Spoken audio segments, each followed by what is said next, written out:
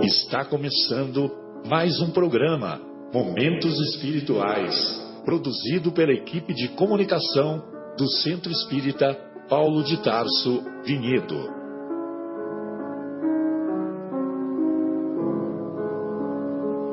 Se guardas contigo o estigma do sofrimento, indagando pela solução dos velhos problemas do ser e da dor, se percebes a nuvem que prenuncia a tormenta e o vórtice traiçoeiro das ondas em que navegas, vem conosco, estudemos a rota de nossa multimilenar romagem no tempo, para sentirmos o calor da flama de nosso próprio espírito, a palpitar, imorredouro na eternidade, e acendendo o lume da esperança, perseveremos juntos, em exaltação de alegria, que Deus, o Pai de infinita bondade, nos traçou a divina destinação para além das estrelas.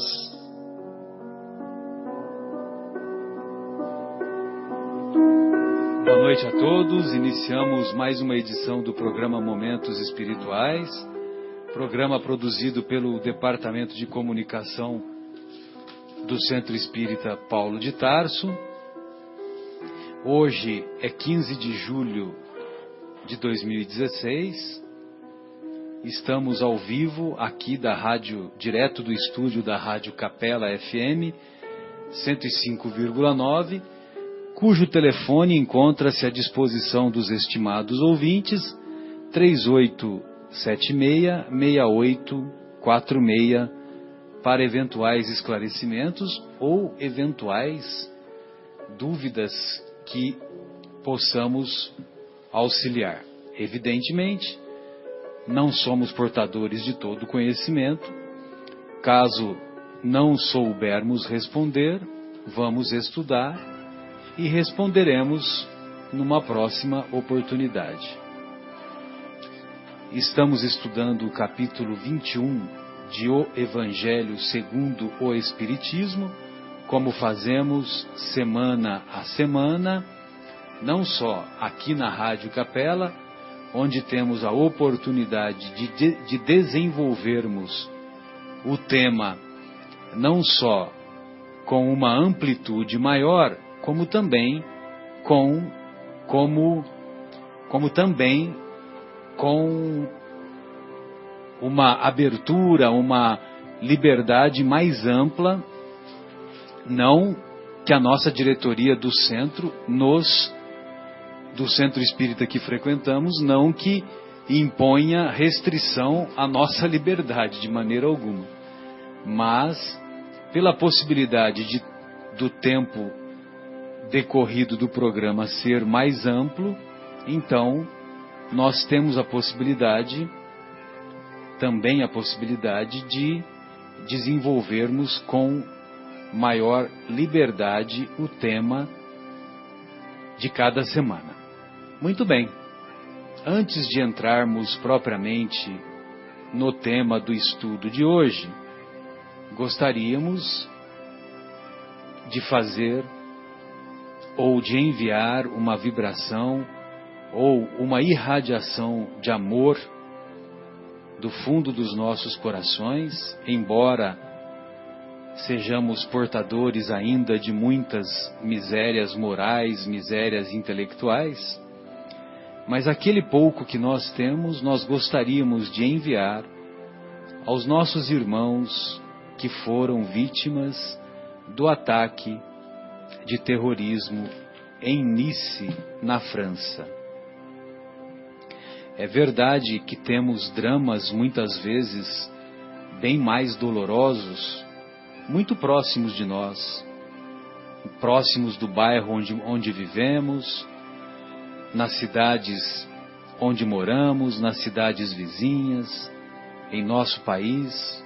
Quantos dramas ultimamente temos vivenciado, mas não é menos verdade que quando ocorre um acontecimento de tal monta, um acontecimento que provoca uma comoção mundial, nós não podemos passar indiferentes por este acontecimento, sem a oportunidade de efetuar algumas palavras e enviar essas irradiações de amor não só aos nossos irmãos espirituais que abandonaram o corpo como vítimas agora e que vertem lágrimas de dor, não somente os espíritos recém-desencarnados, como seus familiares, que eu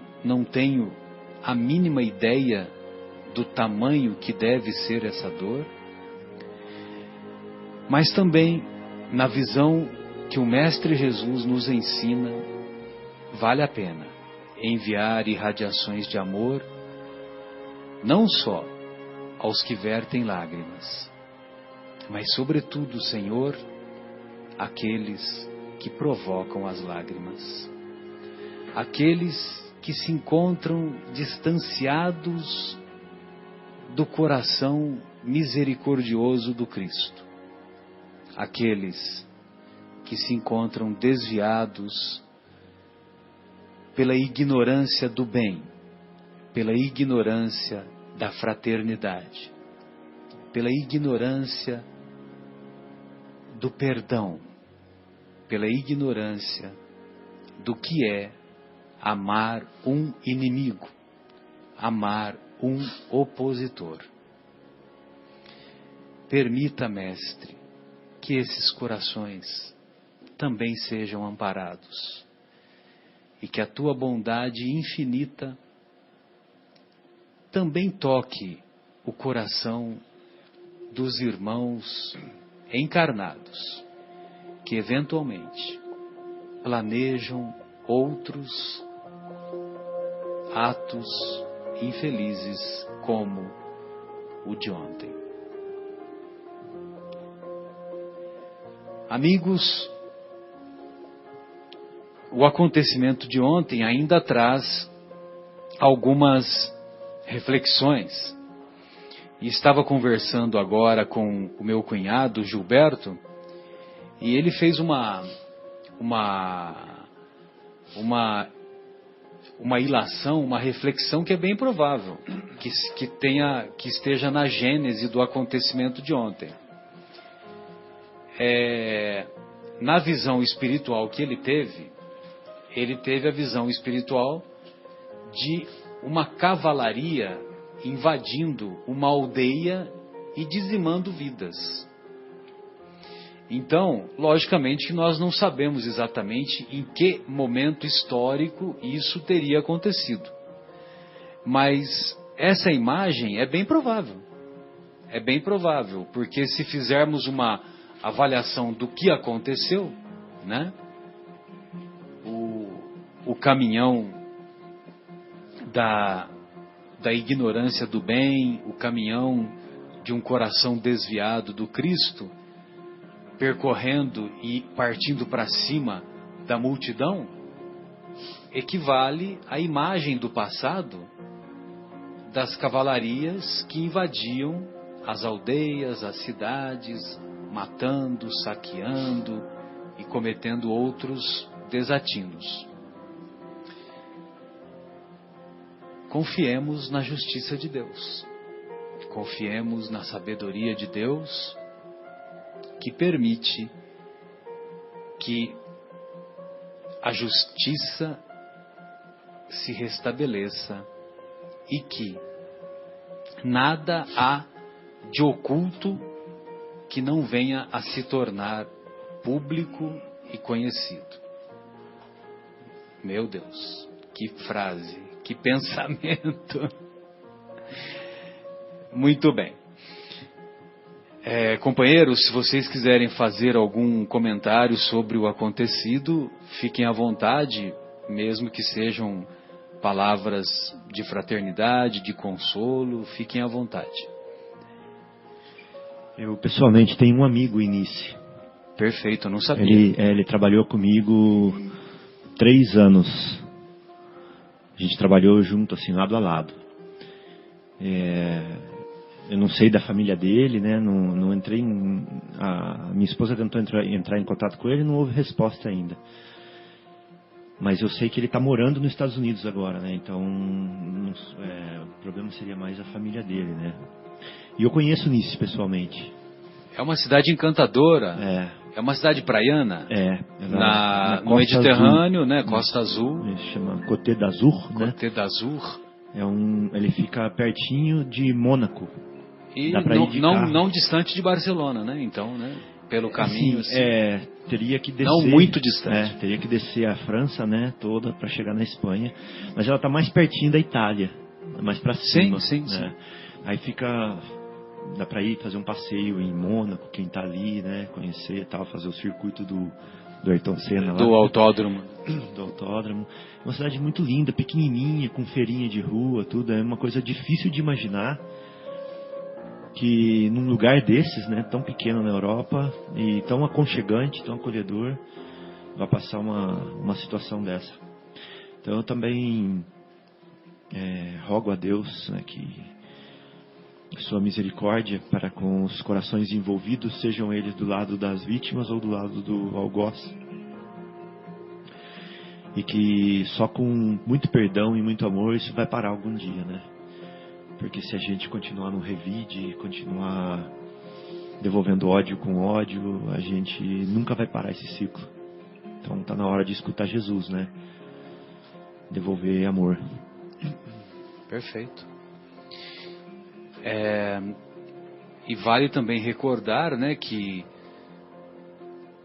infelizmente, né, o planejamento terrorista veio em data marcante, né, para a comunidade francesa.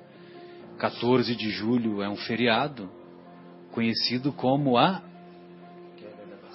queda da Bastilha, né?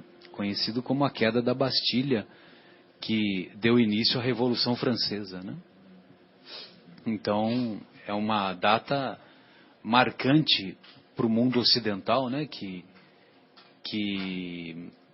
o antigo regime teve início a queda do antigo regime, aquele regime dos reis e rainhas dominarem, né, o jugo da sociedade, né, dominarem o comando da sociedade. Foram as bases iniciais daquilo que hoje conhecemos como democracia, né?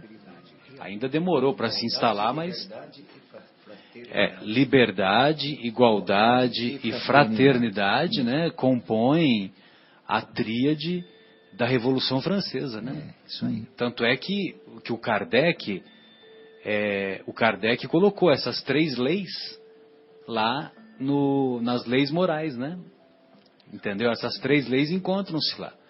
A lei de igualdade, lei de liberdade e lei de fraternidade. Muito bom. Numa data bonita, né? O povo estava festejando, né? Esse feriado, essa festa, e acontece uma coisa assim. A gente pede para que a espiritualidade possa confortar os que aqui ficaram, né? Porque os que desencarnaram estão sendo assistidos, mas os familiares que ficam é um rompimento muito, muito drástico, por pessoas jovens até, né? Então, imagino a dor que esteja passando essas pessoas, os familiares que ficaram. E que nosso Mestre Jesus, espiritualidade, possa confortar essas famílias. Sem dúvida. Né? Que de alguma forma estão ligadas a esses que desencarnaram espiritualmente, né, Marcelo? Nós estávamos até conversando. Que também faz parte da mesma história do passado. Sem dúvida que se trata de um resgate coletivo. E que sem a reencarnação nós temos dificuldade de explicar o amor e a misericórdia de Deus, né? É isso mesmo. Exatamente. Só fazendo uma correção, as leis morais, a lei de fraternidade não faz parte, é a lei de sociedade. Então, assim, as leis morais, né? Então, a lei divina ou lei natural, a lei de adoração, lei do trabalho, de reprodução, lei de conservação, lei de destruição, lei de sociedade, lei do progresso, lei de igualdade, lei de liberdade, e aí sim, lei de justiça, de amor e de caridade, que compõem, que aí sim a fraternidade está inserida nisso. Está inserido. Mas com o nome fraternidade, não. Só para fazer a correção. Muito bem, então vamos iniciar então o nosso estudo do capítulo 21 e sempre passando pela sempre iniciando pela passagem evangélica, que mais uma vez se caracteriza pela beleza, pela poesia e pela profundidade dos ensinos do Mestre. Não à toa, é espírito governador de planeta, né? Porque ele usa de uma linguagem simples, e ao mesmo tempo profunda, e que coloca um nível de interpretação que você pode ter, que pode levar você a vários níveis de interpretação, e ainda com poesia. Então, o Evangelho é maravilhoso por esse motivo, que o ensinamento é profundo e marcado pela poesia. Olha só. A árvore que produz maus frutos não é boa, e a árvore que produz bons frutos não é má. Porquanto, cada árvore se conhece pelo seu próprio fruto. Não se colhem figos nos espinheiros, nem cachos de uvas nas sarças, ou nos abrolhos, em algumas traduções. O homem de bem tira boas coisas do bom tesouro do seu coração, e o mal tira as más coisas do mau tesouro do seu coração. Porquanto a boca fala do que está cheio o coração. Maravilhoso, né? Isso essa passagem nós vamos encontrar em Lucas, capítulo 6, versículos de 43 a 45. Aí tem uma outra passagem que se encontra em Mateus, no capítulo 7, versículos de 15 a 20. Sempre recordando que os capítulos 5, 6 e 7, os capítulos 5, 6 e 7 do Evangelho de Mateus compõem a sinfonia por excelência conhecida como Sermão da Montanha, né? E essa passagem que Jesus se refere aos falsos profetas, ela se encontra lá no capítulo 7, versículos de 15 a 20. Guardai-vos dos falsos profetas que vêm ter convosco cobertos de peles de ovelha e que por dentro são lobos rapaces.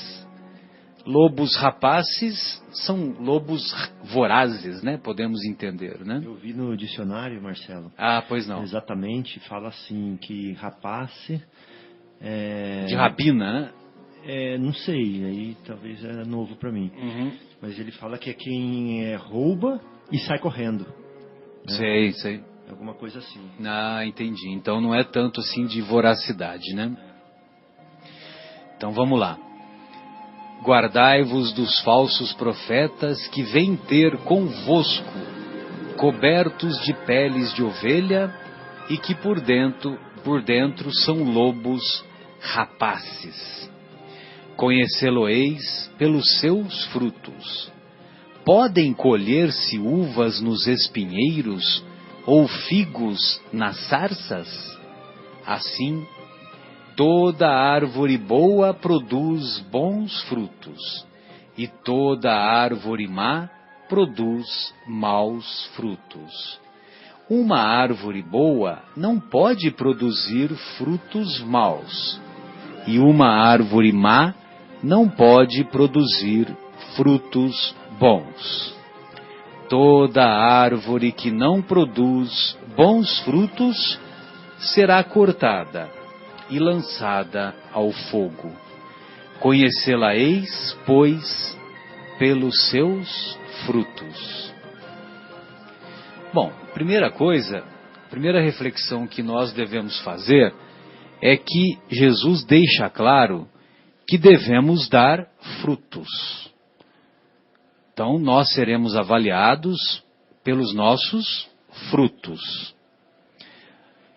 Agora, mas aquele que não faz nada, aquele que fica quietinho, só na dele, mineirinho, quietinho, não o mineirinho no sentido produtivo, né? De sabedoria, que ele está esperando a oportunidade, mas continua trabalhando. Mas eu estou me referindo àquela pessoa que, acomodada, não pratica o mal, mas também não pratica o bem. Ou seja, ela encontra-se acomodada, né? Inclusive tem uma pergunta lá no Livro dos Espíritos que faz referência a isso, né? Basta não fazer o mal para podermos evoluir na nossa caminhada espiritual? Aí os benfeitores respondem, não. Não basta não fazer o mal. É preciso praticar o bem, no limite das suas forças. Olha só, não é no limite das suas conveniências, é no limite das suas forças. Eu não me lembro dessa pergunta. Acho que eu lembrei. Vê se é 832. Tenho quase certeza que é, mas eu não tenho certeza. 642? 832, 642? Então, você pode lê-la na sua integridade, ô Guilherme, que eu acho que vale a pena essa reflexão antes de prosseguirmos. Posso sim, vamos lá. Será suficiente não fazer o mal para ser agradável a Deus e assegurar uma situação futura?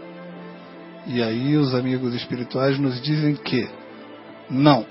É preciso fazer o bem no limite das próprias forças, pois cada um responderá por todo o mal que tiver ocorrido por causa do bem que deixou de fazer. Então vejam você a importância da omissão, né? Então, nós também seremos responsáveis pela nossa omissão. Se a nossa omissão foi importante ou teve participação em provocar o mal de alguém.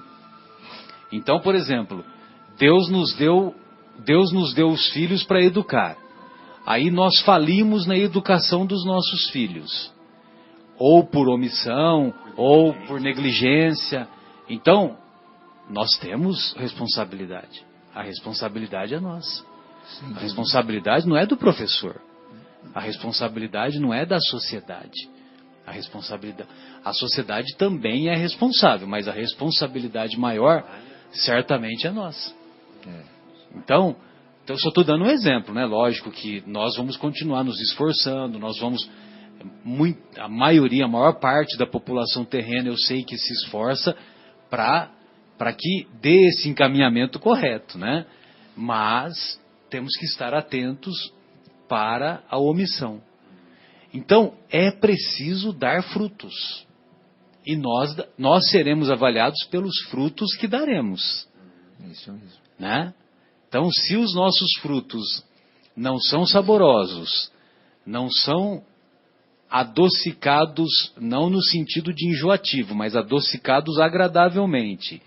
Se os nossos frutos apodrecem rapidamente, então, né, a árvore não está sendo... A árvore que dá os frutos, né? A árvore está sendo no mesmo patamar, né? Exatamente. Então, é importante nós termos esse conhecimento primário, que nós seremos avaliados pelos nossos frutos. E, lógico que seremos avaliados, a gente sempre deixa claro que quando abandonarmos o corpo, quando entrarmos na imortalidade, nós não vamos encontrar 72 juízes inclementes nos aguardando para ficar apontando o dedo para as nossas inúmeras fraquezas, para as nossas inúmeras imperfeições. Mas, entrando na imortalidade, a nossa própria consciência, depois que se estabelecer uma harmonização, um perfeito conhecimento da nossa entrada na vida espiritual, a nossa própria consciência, lógico que em companhia de amigos espirituais, vai fazer essa autoavaliação e aí sim vamos refazer os nossos caminhos equivocados, vamos corrigir as nossas imperfeições para nos prepararmos para uma nova etapa reencarnatória, né? Bem, amigos, a princípio eu gostaria de fazer esses comentários.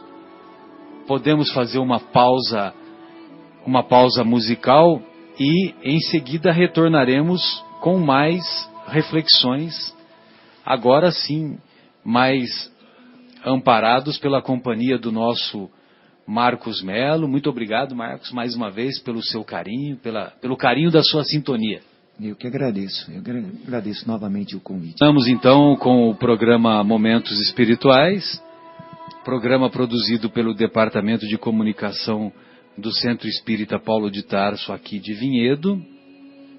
E hoje estamos discutindo o capítulo 21 de O Evangelho segundo o Espiritismo, capítulo 21, intitulado Falsos Cristos e Falsos Profetas. Então agora, companheiros, gostaria de ouvi-los, né, em outras reflexões que a mensagem de Jesus sempre possibilita, sempre suscita. Pois não, Fabinho? Fique à vontade, noite, discorra sobre o tema. Boa noite, amigos. Eu queria começar do zero, falando do que são profetas. Maravilha, vamos lá, ué. Fui procurar, lá no hebraico eles chamam profeta de Nabi, né? Ou seja, e o que era o Nabi quando Jesus falava, usava esse nome, né? Os falsos Nabis. Nabi, nessa língua, significa porta-voz ou mensageiro, né?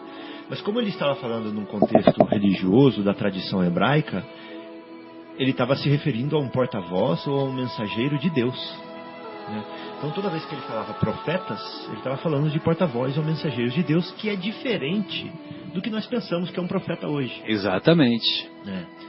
E nós podemos entender como um intermediário de Deus e o povo, né, que ele mandava as mensagens.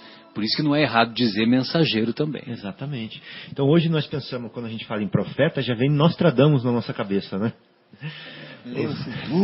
Que vai fazer, exatamente, vai fazer profecias e tal. Exatamente.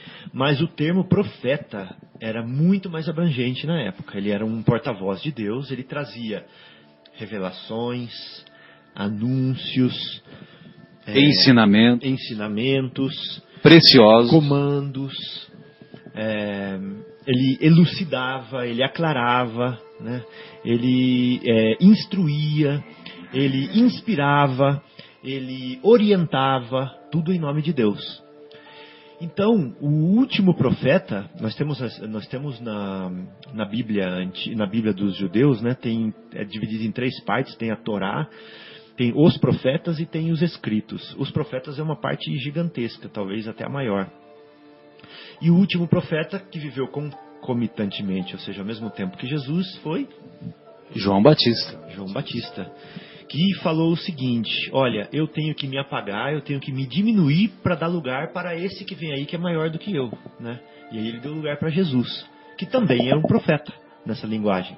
Sim. Por quê? Porque ele também inspira, ele também orienta, ele também revela, né? Ele também elucida, ele também esclarece, ele também traz a mensagem de Deus para a Terra, né? E nesse sentido ele é o maior profeta, né? Não só o maior profeta, como o Messias, que é mais do que o profeta. Ele é o, né? Ele não é ele é o. Bom, então nós vimos que esse profeta no contexto antigo, né? E tem o profeta no contexto atual também. Quem são os profetas no contexto atual? a gente já vai logo pensar quando... Viu, Fabinho, só um comentário, voltando à etimologia. Então você comentou que o termo em hebraico era esse mesmo, Nabi, e é derivado do árabe Naaba. Ainda tem esse comentário, mas o sentido é o mesmo. Legal. Agora, quando esse termo foi para o grego, né, e o grego era a língua mais frequentemente utilizada lá do mundo antigo, né? O inglês de hoje. Era o inglês de hoje. Então, em grego, o termo é intermediário. E intermediário, o que é intermediário? Médium. Então, o intermediário significa o intermediário da palavra de Deus aos homens, dos ensinamentos de Deus aos homens. Excelente, Marcelo. Vai chegar. Agora você deu pano para manga, porque eu vou conectar com o que eu vou falar, que eu ia falar. Então, e nos dias de hoje, quem são esses profetas, né? A gente pode pensar assim: quem que está influenciando hoje em nome de Deus? Quem que está orientando hoje em nome de Deus? Quem que está hoje revelando, né? Em nome de Deus. Então, eu diria, de uma forma ampla, que são as pessoas que estão à frente das religiões, que estão nos púlpitos, né? Que estão influenciando as massas, que estão conduzindo corações e pensamentos, sentimentos, em nome de Deus. Então, essas pessoas são profetas, né? Porque elas estão justamente fazendo esse papel. Agora, se são bons profetas ou maus profetas, aí é outra história, né? Porque tem o bom profeta e tem o mau profeta. Aí vai entrar os frutos, né? A história dos frutos. Exatamente. Então tem o profeta verdadeiro e tem o profeta falso, né? Que Jesus está nos ensinando como identificá-los. Mas quando eu falo de religiões, dessas pessoas prominentes, desses expositores das religiões, eu estou citando o Espiritismo? Sim, eu estou citando o Espiritismo também, né? E dentro do Espiritismo nós temos muitos prominentes que estão revelando, que estão elucidando, que estão orientando em nome de Deus, né? Nós temos médiuns e não médiuns também, ou seja, médiuns ostensivos, porque médiuns todos somos, né? Pelo menos intuitivamente, todos somos médiuns. Então nós temos aí Haroldo Dutra Dias, nós temos Alberto Almeida, Severino Celestino, Titio Divaldo, Rossandro Klinge, que eu Geraldinho. acaba de estampar um sorriso no rosto quando eu falei esse nome. O Rossandro é ótimo mesmo, um grande amigo querido, né? Exatamente. Quer ver o Marcelo sorrir de novo? Simão Pedro. Agora, vocês não sabem que quando o nome Simão Pedro foi dito, o sorriso mais amplo veio do nosso Fabinho, né? Tem também, agora todos vão sorrir aqui, a Nete Guimarães. A Nete Guimarães, grande a Nete Guimarães. Então nós espíritas, nós estamos cercados de pessoas que têm esse papel, né, de conduzir corações, de conduzir pensamentos para o Mestre e para Deus, né, esclarecendo, orientando, né. Agora, a questão é nós perguntarmos, será que isso aí é só com eles que estão lá nos púlpitos? Será que são mesmo só com os líderes das religiões? Ou eu estou fora dessa daí, eu estou terceirizando o problema, né? Então, se o profeta é falso ou verdadeiro, e eles são esses que estão liderando aí, do púlpito, então eu não tenho nada com isso. Onde está a minha responsabilidade nessa história, né, Marcos? É verdade. O que você acha? Não, é bem isso mesmo. Parece que você transfere essa responsabilidade. A culpa é dele. Se eu cheguei a esse ponto, né, não só a culpa, mas como também os méritos, né? Às vezes. Então transfere também o mérito né, aquele sacerdote, enfim, né, me conduziu. E também, mas é bem isso que você falou. Eu acho que a responsabilidade do sacerdócio é muito grande, né? Até porque ele tem a palavra de Deus, ele está falando em nome de Deus, né? Para aqueles, esclarecendo aqueles que vão em busca de uma palavra de conforto, enfim, não só, eu digo de todas as religiões, né? E só que o que diz aqui, né, que não bastam apenas falar, né, falar coisas bonitas, passar coisas bonitas, mas agir de uma forma bonita, né? Isso que ele fala do profeta. Comportamento, né? Comportamento, isso aqui, comportamento. Eu até queria aproveitar, né, de ler para vocês uma história aqui, de um conto zen. Aproveitando o gancho aí, Marcelo, até falou, Marcelo, lê isso que é interessante. Então eu vou ler para vocês essa história que é bem bacana. Acho que é bom para a gente refletir, né? Vamos lá. 2 pessoas estavam perdidas no deserto. Elas estavam morrendo de inanição e sede. Inanição, fome, né? Fica parado, né? Inanição é adinamia, né? Ficar paradão, sabe? Não tem forças, uma pessoa... Fraqueza. Exatamente, fraqueza é bem acentuada, né? É isso que quer dizer. Por conta, talvez, da fome. Então, finalmente, eles avistaram um alto muro. Depois de caminhar muito tempo no deserto, avistaram um alto muro.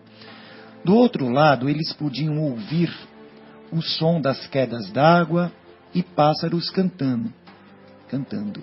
E acima deles podiam ver galhos de uma árvore frutífera atravessando e pendendo sobre o muro. Seus frutos pareciam deliciosos. Um dos homens subiu o muro e desapareceu do outro lado. Pulou o muro e se mandou.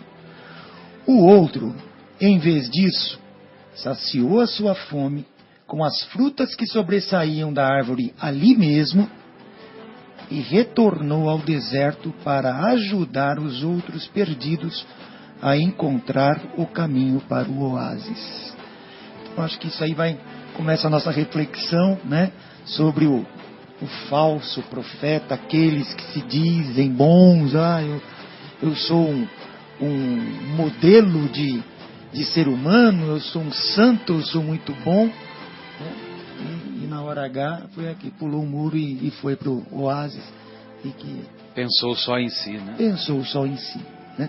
Ou foi atraído pelo próprio orgulho das pessoas dizerem que ele era o máximo, então ele foi se tornando, aquele orgulho foi aumentando, ele começou a se achar o máximo mesmo, né? E esquece das coisas divinas, né? Exatamente, ele não só se achou, como se teve certeza, né? Se teve certeza, isso mesmo, Marcelo. Então, é uma comparação, né, que deixa bem claro, né, as escolhas equivocadas que fazemos, né? Ô, Marcelo. Pois não? Quando eu era pequeno... Lá em Barbacena, não, em Santa Lá em Rita? Americana, eu lembro que eu gostava muito de assistir filme do Bruce Lee. Aí eu assistia aqueles filmes do Bruce Lee lutando. Sério mesmo, cara? É verdade. Não acredito. Porque passava muito mesmo, né? Então, era... no interior de São Paulo, né? Shaolin. Branco, Aí, Mas você assistia na TV ou no cinema? Porque o cinema passava também. Você lembra disso, Gui? Nesse caso não é da sua época, né? Desculpe. Então eu assistia aqueles filmes do Bruce Lee, né? E ele lutava... Nossa, ninguém podia com o Bruce Lee. E quando terminava o filme, eu saía na rua e queria brigar. Eu queria fazer igual o Bruce Lee. Entendeu? Eu ficava influenciado. Você lembra também, Marcão? Lembro disso sim. E tinha até o filme do Rambo, aconteceu uma vez. Que um rapaz saiu do cinema pensando que ele era o Rambo. E saiu, acho que estava armado, saiu atirando nas pessoas. Aqui no Brasil aconteceu isso. Esse caso, Rambo, eu não sei se a história foi antecedida pelo filme, do cara ter assistido o filme do Rambo, né? Mas o que eu me lembro é que infelizmente teve um estudante de medicina do 6º ano, da Santa Casa de São Paulo. Ele estava num cine lá no Morumbi, no Shopping Morumbi ou no Eldorado? Eldorado? No Shopping Eldorado, ele entrou numa sala de cinema e disparou. Acho que era nessa época, hein? Não era do Rambo, não era? Então, eu não lembro qual filme que foi. Mas ele certamente foi influenciado, né? Essa que é a moral da história. E graças a Deus hoje eu mudei um pouco, né? Assisto o filme do Francisco de Assis e saio correndo atrás dos passarinhos. Aí sim. É melhor sair correndo atrás dos passarinhos do que ficar armando arapuca para eles, né? Com certeza. Então, o que eu estou querendo dizer com essa historiazinha, né? Com essa e pegando um gancho do que o Marcos contou da história daqui do deserto, que nós influenciamos, né, as pessoas e somos influenciados a todo momento. Então, dentro do nosso círculo de ação, nós somos profetas também. Falsos ou verdadeiros, né? Então, dentro da nossa casa, nós orientamos, nós instruímos, né? Nós servimos de inspiração nas coisas que nós fazemos, no nosso trabalho, qualquer círculo social que nós estamos sendo profetas em uma determinada numa determinada escala, né? Então, já que nós somos profetas, fala-se assim que a maçã, não, a palavra certa na ocasião certa é maçã de ouro em bandeja de prata. O que significa isso? Que no momento... Maçã de ouro em bandeja de prata. A palavra certa na hora certa é maçã de ouro em bandeja de prata. Que você está oferecendo. O que significa, traduzindo isso? Significa o seguinte, que numa conversação onde as pessoas estão reclamando, ou estão tristes, ou estão depressivas, ou estão aflitas, qual é a palavra que você vai trazer naquela hora ali? Às vezes a sua palavra pode ser uma luz tão forte que você muda o rumo daquela conversa. Verdade. Que você muda o estado interior daquelas pessoas. Né? Que você traz de volta, que você ressuscita uma vontade de fazer diferente. Né? Então é uma maçã de ouro numa bandeja de prata, porque está no lugar certo, a coisa certa. Entendeu? É mesmo, então, quando a gente pega a nossa palavra e utiliza ao contrário, né? Por exemplo, a pessoa está fazendo uma queixa, você vai e faz outra queixa em cima. Você pegou aquela luz que podia ser a sua palavra e enfiou dentro da lata do lixo. Né? Apagou aquela luz. E aí nós estamos sendo maus profetas nessa hora, né? É o texto que você trouxe hoje. Até o Emmanuel, né? Que ele fala assim, ó, na maledicência somos falsos profetas da fraternidade, né? Na discórdia somos mistificadores da paz. Na preguiça somos charlatões do trabalho. Na indiferença somos inimigos do dever. Então são exemplos que o Emmanuel traz, né, mostrando como nós somos más profetas também. E parar de terceirizar o problema, né? Ou seja, pensar nós como estamos agindo. Mas aí a pessoa fala assim, mas eu não sou nem bom nem ruim. Eu estou no meio, né? Porque tem hora que eu sou bom, mas eu faço tanta coisa errada ainda, né? Mas interessante que Jesus não falou para a gente ser uma árvore perfeita, né? Jesus falou para a gente dar bons frutos. Não foi isso que ele falou? Isso mesmo. Então nós podemos ser igual a laranjeira. Nós damos umas laranjas docinhas e boas, apesar de termos os galhos cheios de espinhos. Entendeu? Com o tempo, os nossos galhos vão ficando lisinhos, mas vamos nos preocupar agora em dar as laranjas docinhas, tudo que tiver ao nosso alcance. Porque, como o Marcelo falou no começo, não basta não fazer o mal, tem que fazer o bem, né, Marcelo? É preciso fazer o bem. Fazer o bem é dar frutos. Questão 642. Então, o que nós vamos nos preocupar é com os frutos, seja dos profetas terceiros, que são os outros, seja dos profetas primeiros, que somos nós. Né? Preocuparmos-nos com os frutos. Não dizem que o amor cobre a multidão de pecados? O que significa quem disse isso? Foi Pedro, né? Pedro disse isso. Na sua segunda carta. Então o que significa isso? Significa o seguinte, que nós somos pecadores, que nós temos defeitos, que nós temos dificuldades, que nós temos ranços, que nós temos chagas, que nós temos mazelas, que nós temos mágoas, um monte de coisas do passado, né? Mas que nós podemos cobrir tudo isso com a bondade, com os frutos, né? Com o bem, com o amor. Porque a mão com a dedicação, naquilo que trabalhamos, naquilo que convivemos. Exato, porque a mão que assassinou, ela não precisa ser cortada, ela pode oferecer flores. Né? Isso mesmo. Pode passar a oferecer flores. E até, Fabinho, complementando, né? Você leu um trecho aqui do livro Levantar e Seguir, na lição 11, página 57 do Emmanuel, psicografada por Chico Xavier, né? Que ele fala assim: toda vez que olvidamos as nossas obrigações de solidariedade para com nossos semelhantes, que prejudicamos o serviço que nos cabe atender, né, que fugimos aos nossos testemunhos de humildade e oprimimos as criaturas inferiores, somos falsos profetas do ideal superior, né, que abraçamos com o Cristo. E ele fala, a terra é nossa escola, o lar é nosso templo, o próximo é nosso irmão, a humanidade é a nossa família, a luta é o nosso aprendizado, a natureza é o livro sublime da vida. Emmanuel é... Sensacional, né? Deus do céu. Qual mensagem que é essa? Em que livro está intitulado? Está no livro Levantar e Seguir, na lição 11, página 57, psicografada pelo Chico Xavier, do Emmanuel. Evidentemente. Até os títulos dos livros, né, são... Levantar e Seguir. Os títulos não são à toa, né? Impressionante. Né? Levantar e Seguir. E o levantar e seguir, nós também podemos entender com aquela história que o nosso querido Guilherme estava nos lembrando, quando Jesus, quase no finalzinho da sua exposição, na passagem de Mateus, ele diz que toda árvore que não produz bons frutos será cortada e lançada ao fogo. Então, se nós não produzirmos frutos, bons frutos, nós seremos cortados e lançados ao fogo.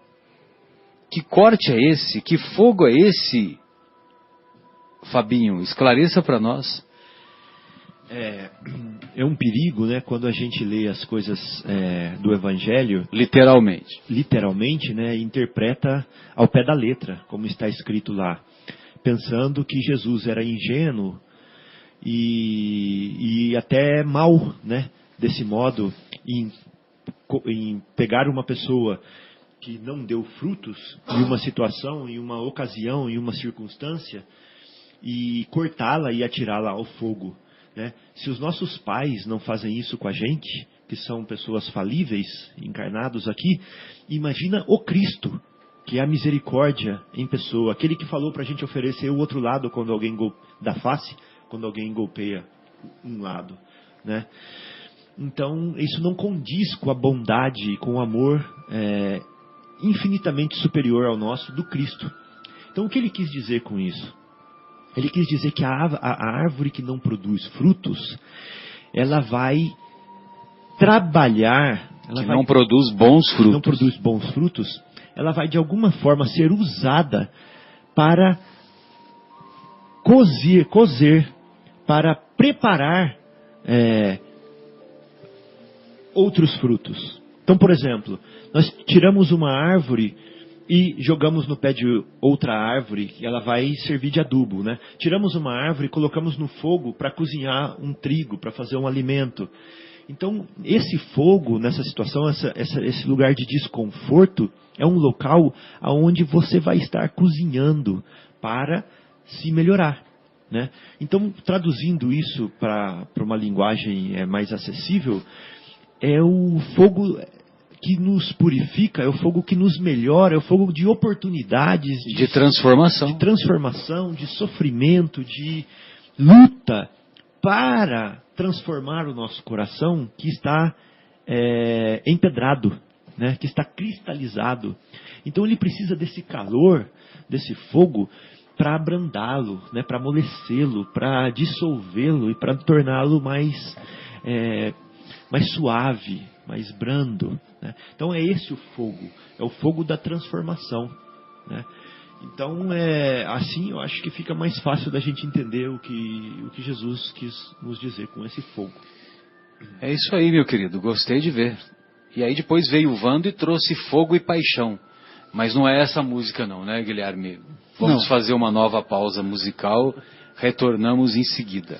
E antes da pausa, uma correção. Você tinha razão, o cinema era uma sala do Shopping Morumbi, foi no ano de 99, e o filme que estava passando na época era o Clube da Luta. Aliás, um filme espetacular, que infelizmente foi palco dessa atrocidade. Esse Clube da Luta é com o como é que ele chama lá? Acho que é o Brad Pitt, né? Brad Pitt. Mas nada de assistir e querer ficar lutando depois, né?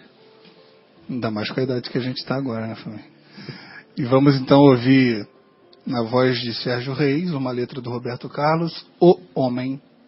Fabinho, Marcos, Guilherme, tende cuidado para que alguém não vos seduza, porque muitos virão em meu nome dizendo, eu sou o Cristo, e seduzirão a muitos.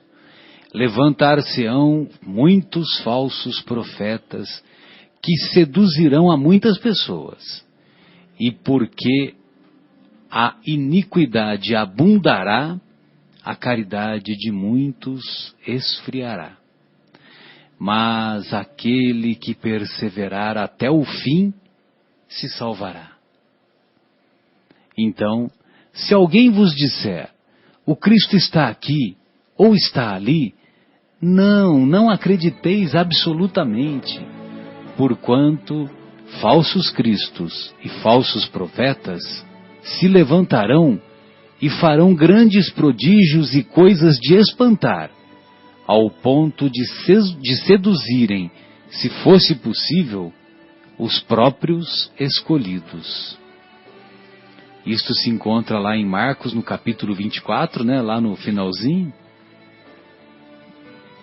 E capítulo 24 e também lá em Marcos, no capítulo 13. Aí tem a sequência de versículos. Mateus 24? Mateus 24 e Marcos 13. Os capítulos, né? Uhum. Então, essa passagem aqui, ela é muito legal pelo seguinte, que eu não sei se vocês acompanharam, mas alguns anos atrás, o programa Fantástico da nossa Rede Globo fez uma sequência de programas em que eles mostravam como que atuavam os falsos médiums. Não sei se vocês viram essa sequência aí. E então havia um senhor que tinha e tem, né, muito conhecimento espiritual, muito conhecimento psicológico, muito conhecimento de envolvimento das plateias, para manipulá-las a fazer com que as pessoas que estão assistindo a palestra sejam manipuladas para aquele pensamento que eles querem introduzir. E me chamou a atenção porque num determinado momento a plateia não sabia disso, não sabia que ele era um ator, né? O falso médium era um ator e ele havia sido orientado por um grupo, né, de psicólogos e de pessoas que têm muito conhecimento espiritual, muito conhecimento nos mais variados campos. E então essas pessoas orientaram o falso médium, que era um ator, como ele deveria fazer a exposição, né? E foi interessante porque o falso médium, que era um ator, ele teve a felicidade, né, de conquistar ou de impor o seu magnetismo para a plateia. E aí, num determinado momento, eu não me esqueço da cena que veio por último, né? E é isso que eu vou tentar descrever, né? Que ele apontou para uma senhora de meia idade, né? 45 anos aproximadamente, uma senhora e que prestava atenção atentamente, né? E evidentemente que a senhora não sabia que se tratava de um programa que era conduzido por um ator, né? De uma palestra que era conduzida por um ator. Aí, quase no finalzinho da exposição, ele aponta para essa senhora e diz, olha, a senhora, por exemplo, né, são as pessoas que querem fazer envolvimento, então começam a apontar fulano, apontar cicrano, para entrar numa determinada característica da personalidade, da suposta característica daquela personalidade que está sendo apontada e mostrar, né, os poderes mediúnicos, os poderes proféticos, né, que ele estava querendo demonstrar. Então ele apontou para a senhora e disse assim: a senhora, por exemplo, eu posso ver com clareza que a senhora é uma pessoa que gosta das coisas direitas e que a senhora não compactua com a injustiça. A senhora não admite injustiça. Aí, então quer dizer, né? Aí, em linhas gerais, né? Em linhas gerais, qual a possibilidade dele acertar essa profecia? A possibilidade é quase 100%, né? Venhamos e convenhamos. Porque quem não se considera uma pessoa que gosta das coisas direitas? E quem não se considera, a princípio, uma pessoa que não compactua com a injustiça? Né? Então, só para vocês, se vocês forem ler, por exemplo, a biografia do Al Capone, o Al Capone ele se achava uma boa pessoa. E os né? nossos políticos lá em Brasília também. Exatamente, porque eles acham, não só os políticos em Brasília, né, em outras áreas também, né, que as pessoas se julgam, né, como agindo corretamente, agindo para o bem público, né? E muitas vezes não, né? E pois a não, gente não precisa ir tão longe, ou até um pouco, precisa assim, ir um pouco mais longe. Hitler achava que estava fazendo bem. Quando você lê Minha Luta, que é inacreditável, você quase entende que ele estava certo. Né? É preciso até um pouco de quebra de paradigma para falar, não, aqui talvez ele esteja um pouquinho errado, né? Mas voltando no ponto do Fantástico, tem... Pois não. Vou voltar aqui na minha característica de indicar filmes, né? No Netflix tem 2 documentários muito legais que vale a pena, fica a dica até pra gente aqui assistir. Legal. Um se chama Kumari, Kumare, que é um documentário de um repórter que resolveu se travestir de guru e ele arrastou uma multidão que ficou realmente seguidora dele, inclusive vendeu coisas e se curou de algumas doenças e tudo mais, e no final ele estava constrangido de ter que contar a verdade. Ele assim, gente, acabou o documentário, agora eu preciso falar a verdade para esse povo está me seguindo, tem gente que mudou aqui para perto de mim e tudo mais, saiu do país de origem, enfim. Vale a pena assistir. E o outro é o seguinte, antes de contar o nome, eu vou perguntar para vocês se lembram do Uri Geller? Lógico. Opa, todo mundo lembra do Uri Geller. É da nossa época aqui, né? Quantas vezes eu não botei relógio quebrado em cima da televisão que voltou a funcionar? Quantas vezes eu não peguei colher e fiquei segurando que entortou de frente para a televisão, né? Gente, era um negócio assim inacreditável. Né? E agora, ninguém ouviu falar do James Randi. James Randi. Justamente. Então, o outro filme que eu queria recomendar se chama Um Mentiroso Honesto, que é baseado na vida e no trabalho do James Randi, que tinha como objetivo principal, ele era mágico por formação, e ele desmascarava essas pessoas, esses falsos gurus, esses falsos médiums, esses falsos... O que o Uri Geller seria? Charlatão? Não. Médium de efeito físico. Médium de efeito físico. Inclusive, um dos desmistificados e desmascarados por ele, James Randi, foi o próprio Uri Geller. Então, assim, tá lá no Netflix, os 2 documentários valem muito a pena ver. O Mr. M, então, Que ele parece que ele usava, para entortar a colher, parece que havia um produto químico, né? Tinha química, tinha... O entortou que estava na sua mão, Guilherme? Não sei. Não sei. Ó, é aí que eu falo. Da mesma maneira, no Kumari, ele não tinha nada de especial, mas tinha gente que se curou. Então eu não sei, eu acho que talvez a nossa própria fé. É claro que, a gente dá uma ajuda, né? O dedo segurando um cabo de uma colher fina, esquentando aquilo ali, e de repente a gente até fazia assim para esquentar. Mas eu lembro de relógio voltar a funcionar em cima da televisão. Nossa. A gente botava relógio que não estava mais funcionando e o relógio andava. Sabe? É um negócio assim que está na minha mente como memória, não posso jurar que aconteceu, mas assim, aconteceu a gente botar lá. O voltar a funcionar talvez seja a criação da minha memória, mas assim, era incrível. E se você procura hoje documentários, inclusive esse, você vê muita gente narrando isso. Era muito... Você vê como é perigoso essas pessoas que acabam arrastando multidões e tornam seus seguidores, né? Vocês se lembram também do Jim Jones, né? Sim, Jim Jones, bem lembrado, da Guiana. Perfeito, sim. Tinha o Thomas Green Morton também, não sei se Isso. Não, o Thomas Green Morton aqui, já é aqui de Pouso Alegre, né? Perto de onde você mora, né? Aí já é outra história. Até gostaria que você desse detalhes. As mãos, né? Ele dirigia os carros assim, sem colocar a mão na direção. Sem colocar a mão na direção.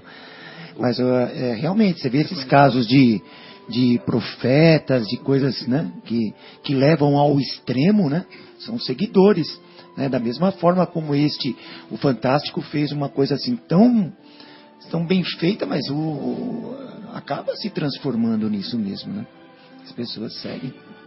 Você pode falar alguma coisinha sobre o Thomas Green Morton? Não, só que citar um que é assim, perto da gente, né? Tá mais perto. Porque teve uma época que os atores globais, né, frequentavam lá, assim, assiduamente. Eu conheci, eu fui numa ocasião no FEMPEC, que era o Festival de Música de Pequeri, lá em Minas, né? E a gente ficou no sítio de um amigo meu do colégio, e o pai dele conhecia as pessoas da cidade. Eu não lembro se ele morava lá ou se ele estava lá, mas a gente foi no restaurante e o Thomas estava no restaurante, né? E ele fez aqueles supostos truques, né, de pegar um palito de fósforo, segurar assim e ele acendia. Então, quando a gente apertou a mão dele, a gente ficou todos com a mão com um aroma de rosas assim por uns 3 dias, e que você esfregava no banho e não saía, sabe? Então tinha algumas coisas, mas também ele, o Thomas Green Morton, também foi, salvo engano, desmascarado numa dessas reportagens de caça a falsos profetas, né? Eu me lembro de um filme, não sei se vocês se lembram também, do O Mundo de Andy, que fala do Andy Kaufman, que é um humorista americano, que ele sempre levou a vida na brincadeira, né? Até de certa forma, não enganando as pessoas, era a função dele, era um artista, humorista ainda, tudo. E só que numa época da vida dele, ele teve câncer, né? E começou a passar mal pelo câncer. Aí ele foi na Costa Rica atrás de um médium, né, que fazia cura. E foi acreditando tudo na maca, logo depois de ser operado, ele olha de lado assim, ao lado onde tinha um outro paciente, e vê que o médium, porque ele tirava coisas da barriga das pessoas, sabe, como se ele estivesse tirando. Ele falou que o médium estava com um pedaço de toucinho na mão, assim, manipulando aquilo, né? Então ele, claro, ficou desapontado com esse médium. E como a vida dele toda era uma brincadeira, esse filme vale a pena assistir, é lindo o filme. É com Jim Carrey. Jim Carrey, exatamente. Como é que se chama o filme?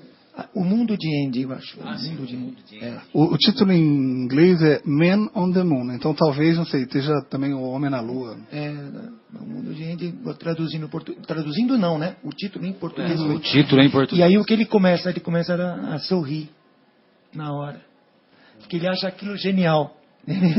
Porque a vida dele foi toda assim, levada nessa forma. Então ele começa a sorrir. Um dia vocês assistam. Que é interessante. Muito bom. O momento cultural está enriquecido. Momento cultural está enriquecido. Também falava de um falso profeta lá da Costa Rica, né? É verdade. É um exemplo. E havia também um mágico muito famoso que se chama o Houdini, né? Aquele mais famoso. E ele, num determinado momento, ele tinha essa capacidade de buscar os falsos médiums, inclusive falsos médiums que usavam o nome do espiritismo.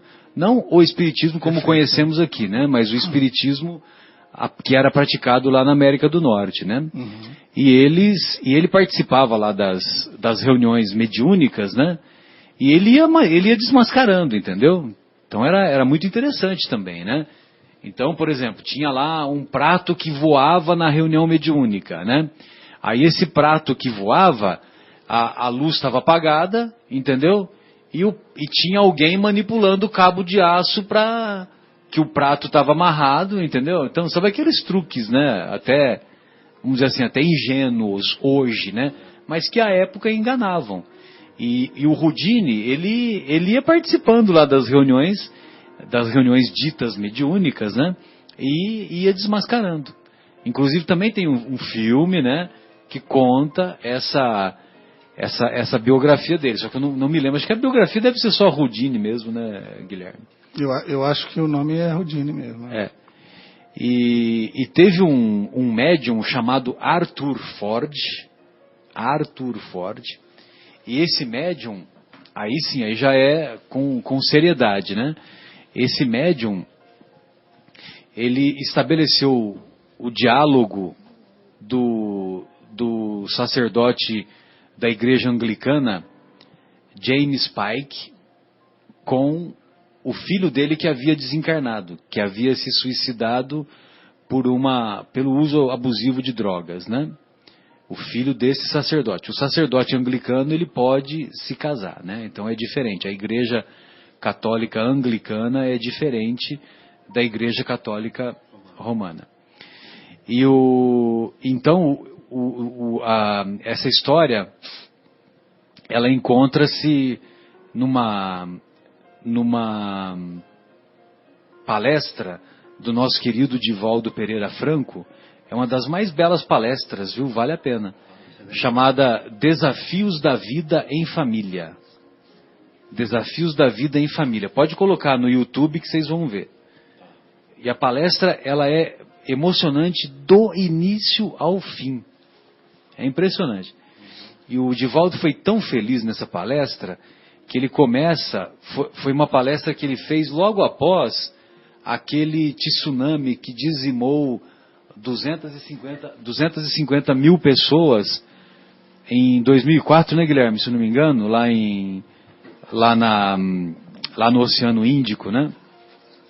Acho que isso. Então, mas aí o James Pike, voltando ao James Pike, na década de 60, ele teve o seu filho desencarnado, vítima do suicídio, né? E aí ele acabou tendo contato, né, nas idas e vindas, primeiro com uma médium chamada Anna Twigg, que ficava em Londres, e depois com um médium americano, não me lembro de qual cidade, chamado Arthur Ford. E esse Arthur Ford, num programa em rede nacional de televisão, estabeleceu o diálogo, né, do sacerdote com o filho, né, o filho através do médium Arthur Ford. E esse Arthur Ford também revelou o segredo que se encontrava num cofre, um segredo do mágico Houdini, que havia desencarnado, o segredo que ele utilizava com a esposa dele para envolver a plateia e naquelas perguntas que eles faziam, tal, né, porque tinha um código, né? Então, por exemplo, de costas, né, o Houdini falava que a mulher dele estava conversando com uma pessoa de camisa rosa e de calça branca, por exemplo, né? Então havia um código, né, para que o Houdini acertasse, entendeu? E aí então ele revela o código aonde se encontrava, no cofre tal, do banco tal, papapá, e quem revelou isso foi a mediunidade de Arthur Ford. Então, apesar do Houdini ter desmascarado muitos falsos médiuns, muitas falsas reuniões mediúnicas, ele retorna da imortalidade para mostrar também que, ao mesmo tempo em que há o processo mistificador, há também o processo real, o processo verdadeiro da mediunidade, né? Então ele teve a oportunidade de completar o seu trabalho, né? De colocar os pingos nos is. Exato, de não deixar só um lado da moeda e veio mostrar o outro lado da moeda também, que é mostrando, igual você falou, que apesar de existir fraudes, existe a mediunidade de fato também. Exato. E essa história, nessa palestra, o Divaldo faz apenas uma menção, né? Ele não entra em detalhes. Mas aí depois eu procurei também, né? Eu pesquisei na internet, não sei se o Guilherme está achando aí, o Arthur Ford. Então ele fala isso e é muito legal, viu? Muito bacana. Amigos, poderíamos fazer mais uma pausa? Ou vocês gostariam de fazer mais algum comentário? Olha, Marcelo, eu queria comentar mais uma coisa importante. Aquele que perseverar até o fim será salvo, é verdade. Esse negócio do... Bom, deixa eu voltar no perseverar até o fim será salvo, então. Não, mas fala o que você ia falar, depois a gente volta, sem problemas. Não, mas só lembrando que quando eu fui para São Paulo, fui morar em São Paulo, eu era muito preocupado com os mendigos que estavam nas calçadas e levava agasalhos para eles, sabe? Levava, quando sobrava comida da minha casa, eu não jogava fora, né? Eu esquentava, separava bonitinho e levava para os mendigos. E me doía muito ver as pessoas naquele estado. Só que eu morava perto da Praça da República e tinha muitos mendigos na Praça da República, ali perto. E o que foi acontecendo foi que eu fui começando a ficar insensível. E nos dias atuais também, né? Ainda continua assim lá, né? Eu fui começando a ficar insensível porque eu saía naquela época, vamos supor, com 10 reais de moedas no carro, parava no semáforo, dava R$1 para um, parava no outro semáforo, dava R$1 para o outro, parava no semáforo, dava R$1 para o outro. Aí chegava uma hora, acabava a minha moeda, né? Era praticamente um pedágio, né? Aí chegava no outro semáforo, chegava um menino e falava: tio, dá uma moeda, me ajuda. Você fala: não tem. Só que essa pessoa provavelmente pensava que eu era uma das pessoas que não ajudava ninguém. Mas eu já tinha gastado um montão de moeda, ajudando um monte antes de chegar até ali, né? Até que chegou uma hora que eu comecei a não me preocupar mais em ter as moedas no carro. Porque eu pensava assim: se eu for com 10, se eu for com 5, vai acabar aí e depois vai chegar gente, eu vou ter que falar que eu não tenho moeda. Então eu já falo que eu não tenho moeda desde o começo. E os mendigos, eu já comecei a ter tanto que eu comecei a me acostumar a passar por ali e ver os mendigos ali. Parece que meus olhos já não era mais tão sensível. Ou seja, eu não perseverei até o fim, né? Para ser salvo, vamos dizer assim.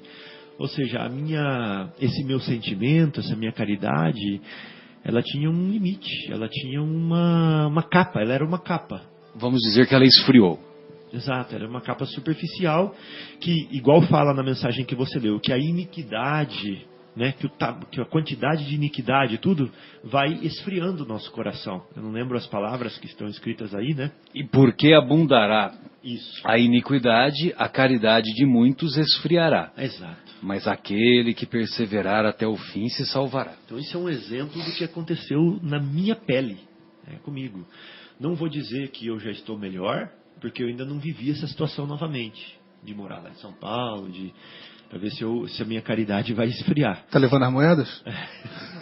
Mas o que eu quero dizer é que isso é uma pura verdade, pelo menos para mim, né? Eu senti isso na pele. Agora, o outro ponto que eu queria falar é o seguinte: por que a gente se engana com os falsos profetas? Por que a gente cai na deles? Está escrito aí no texto, Marcos, que você deu para ler hoje. Por que a gente cai na deles? Porque a gente, de certa forma, se afiniza com o que eles estão falando. De certa forma, a gente gosta do que eles estão falando. De certa forma, faz bem para a gente o que eles estão falando. De certa forma, a gente busca o que eles estão falando, sabe? Porque o Emmanuel usa um exemplo assim: se você pegar, até o Haroldo muda um pouquinho as palavras do Emmanuel, mas o sentido é o mesmo. Ele fala assim: porque se você pegar um baldinho de diamante e colocar na frente do cavalo, o cavalo não vai fazer nada com aquele diamante, entendeu? Mas se você pegar esse baldinho de diamante, leva lá em Brasília para você ver. O que vai acontecer com o baldinho de diamante, né? Agora, o cavalo, se você pegar... Pode ser no Jardim Brasília, daqui perto mesmo, né? Então, se você pegar um baldinho de milho e levar na frente do cavalo, o cavalo vai adorar, vai acabar com aquele potinho de milho. Mas leva o potinho de milho lá em Brasília, não vai acontecer nada, entendeu? Então, a gente vai pegar o milho ou o diamante de acordo com o que a gente gosta. Não é isso, Marcos, que está escrito ali no texto? Então a gente vai buscar, a gente vai se entreter, a gente vai se ocupar daquilo que a gente gosta. as pessoas falam assim, diga-me com quem tu andas que eu digo quem tu és, né? Mas o correto na visão psicológica não é isso. Exatamente. Então, nessa visão, o correto seria, diga-me quem tu és, que eu digo com quem tu andas. Ou seja, porque você vai buscar aquilo que você gosta, aquilo que se afiniza. Que você tem afinidade. Exatamente. Então, se eu estou de frente para um mau profeta, colhendo, bebendo das suas palavras, sem observar-lhe os frutos, e de certa forma eu estou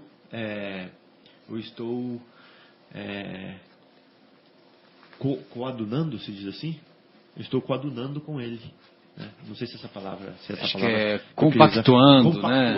Talvez nesse sentido, né? Estou me associando a ele. Exatamente. E de certa forma eu me afinizo.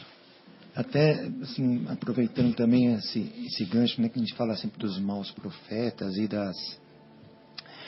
os maus médiums. É evidente, nós temos que separar que existem muitos bons, né? Então, até eu tenho um texto aqui, no Erasto, isso acho que está no Evangelho segundo o Espiritismo. Erasto, em 1862, ele fala sobre os caracteres do verdadeiro profeta. Sim, sim, caracteres verdadeiros, que é nesse mesmo capítulo 21. Sim, exatamente, acho que está em um dos itens, né? Assim, os verdadeiros profetas se revelam por seus atos. Por seus atos. Antes da gente prosseguir, vamos deixar para desenvolver esse tema no próximo, após a próxima pausa musical. Ótimo. Mas você lembrou bem, viu? É só para a gente administrar o horário aqui. Que é com o Fernandinho na música Ainda que a Figueira. Tornamos com as reflexões do capítulo 21, Falsos Cristos e Falsos Profetas, e o nosso querido Marcos vai fazer ou melhor, ele estava se preparando para fazer os comentários sobre características do verdadeiro profeta, que é uma mensagem assinada pelo espírito de Erasto, que foi discípulo de São Paulo, né? Discípulo de Paulo apóstolo, né? Tem em alguma das mensagens assinadas pelo Erasto, ele diz isso, né? Ele se identifica discípulo de Paulo, né? E parece que tem uma das cartas de Paulo que tem referência ao Erasto. Outro comentário também que vale a pena, que muitas orientações preciosas foram passadas para o Kardec, inclusive na sua vida após conhecer a doutrina espírita, tal, ou melhor, após conhecer o fenômeno mediúnico, né? Mas quem codificou a doutrina espírita foi ele mesmo, Kardec. Mas ele deu informações preciosas, né, sobre a trajetória do Kardec. E muitos estudiosos concluem ou afirmam que Erasto era o anjo da guarda, vamos dizer assim, né, o espírito protetor do Kardec, né? Agora, o espírito de verdade, lógico que ele participou da elaboração da doutrina espírita, mas ele vinha 15 minutos por mês. Então 15 minutos por mês é que ele fazia uma revisão da bagaça, entendeu? Bagaça que eu estou dizendo é no bom sentido, né? Não no sentido de pinga ruim, né? Pinga de uva ruim, né? Nós aprendemos lá com o pessoal dos pingos nos is, né? Pois não, Marcos, gostaria de ouvi-lo. Caracteres do verdadeiro profeta. Porque assim, nós falamos muito das pessoas que enganam as outras, mas assim como tem outras que ajudam e muito, né? E aí Erasto justamente diz isso, né? Os verdadeiros profetas se revelam por seus atos, né? São adivinhados ao passo que os falsos profetas se dão, eles próprios, como enviados de Deus. Eles se intitulam, né? Eles se autoproclamam e auto-intitulam. O verdadeiro profeta, ele não se identifica. Muitas vezes ele nem conhece a sua missão, né? Isso mesmo. Então, o primeiro é humilde e modesto. O segundo, orgulhoso e cheio de si. Fala com altivez, né? E como todos os hipócritas, que Jesus falava muito dos hipócritas, né? Combatia veementemente a hipocrisia. Parece sempre temeroso de que não lhe deem crédito. Ele fica sempre com medo, né? De não ser reconhecido. De né? não ser reconhecido. Olha que interessante, né? E devemos desconfiar daqueles que afirmam ter o monopólio da verdade. Isso aqui eu acho que já não é mais Erasto, tá? Monopólio da verdade, de tudo que demonstre arrogância. Devemos avaliar seus atos para nos certificarmos de que seus frutos serão perfeitos, né? Nem sempre pela palavra, mas prestar atenção na conduta dessa pessoa, como é que ela é, né? E uma coisa interessante aqui que diz assim, Emmanuel, no livro O Consolador, ele coloca o apostolado dos médiuns, os profetas, né? Entre parênteses aqui, mostrando com clareza que a mediunidade não é ofício do mundo. Portanto, não devem transformar suas faculdades em fonte de renda material. Você não vai se enriquecer com a palavra de Deus. A mediunidade não é o quê? A mediunidade não é ofício do mundo. Ah, sim, ofício do mundo, né? Não é a profissão, né? Isso. Entendi. Portanto, não deve transformar é suas faculdades... Cara, não é alfaiate, não é açougueiro, entendeu? Não é terreno, né? Assim, exatamente. Assim, né? Não é profissão. Não é profissão. Sendo preferível que abandone suas faculdades psíquicas antes de estabelecer um comércio criminoso do qual o médium deverá esperar no futuro os resgates mais dolorosos. Meu Deus. Então tem outro lugar aí, Marcos, se eu não me engano, nesse papel que você estava lendo agora, que ele até fala, né, que o médium ele deve se ocupar no tempo que fica entre o seu trabalho, né, para ganhar dinheiro, né, sua profissão, e a família. Então ele tem que reservar o tempo necessário para a família, reservar o tempo para o trabalho, para ele ganhar dinheiro, e colocar a mediunidade aí no meio, em algum espaçozinho, né, para ele poder exercer a caridade, né, e o seu próprio desenvolvimento. E não usar a mediunidade no lugar do trabalho, por exemplo, ou da família. Ou então ficar o dia inteiro, mano, eu não sou médium, então o dia inteiro eu sou médium. E as outros afazeres da vida, né? Basta ver a biografia do nosso querido Chico, né? Exato. Nosso querido Chico, ele teve uma atividade intensa, mas ele sempre pautou a sua vida de maneira disciplinada, e ele exercia suas atividades profissionais antes de se aposentar, como funcionário público da Fazenda Modelo, em Pedro Leopoldo. Aí fazia suas atividades que lhe cabiam na sua casa, que ele ainda morava com as irmãs e com os cunhados, e à noite, às 8 da noite, é que começavam as sessões lá no Centro Espírita Luiz Gonzaga, né? Aquelas sessões que ficaram famosas, né? E não raro, ele ia dormir 1 da manhã, 2 da manhã. Cedinho estava trabalhando. E às 6 da manhã estava de pé para pegar a sua atividade, entendeu? E lógico que aos finais de semana essas atividades eram mais intensas ainda. Porque para ele não tinha esse negócio de férias, né? De estação turística, né? O nosso planeta é uma estação turística. Não, não é assim. Lógico que não estamos condenando, né? Tirar férias é importante, também viajar também é importante, pelo amor de Deus. Mas daí a achar que a vida é só um parque de diversões, só um parque de diversões, vai uma longa distância, né? Eu acho que Emmanuel falava para o Chico, né, que é preciso disciplina. Ah, sim, foi o primeiro diálogo, quando eles se conheceram, né? Quando o Emmanuel se apresenta ao Chico no açude lá de Pedro Leopoldo, né? Agora me fugiu o nome do açude. E então o Chico gostava de ir para lá para espairecer as ideias, aquela coisa toda, né? E aí o Emmanuel aparece para o Chico e diz: você quer mesmo seguir a mediunidade baseada no Evangelho de Jesus? Aí o Chico pergunta, responde com uma outra pergunta, né? E o que eu preciso fazer? Aí o Emmanuel diz 3 coisas. Qual a primeira? Disciplina. A segunda, disciplina. A terceira, disciplina. Quando ele fala, parece que é uma coisa besta, né? Uma coisa assim tão infantil, né? Mas na verdade são 3 níveis de disciplina, né? Entendeu? Então não é só a disciplina de cuidar das coisas materiais, né?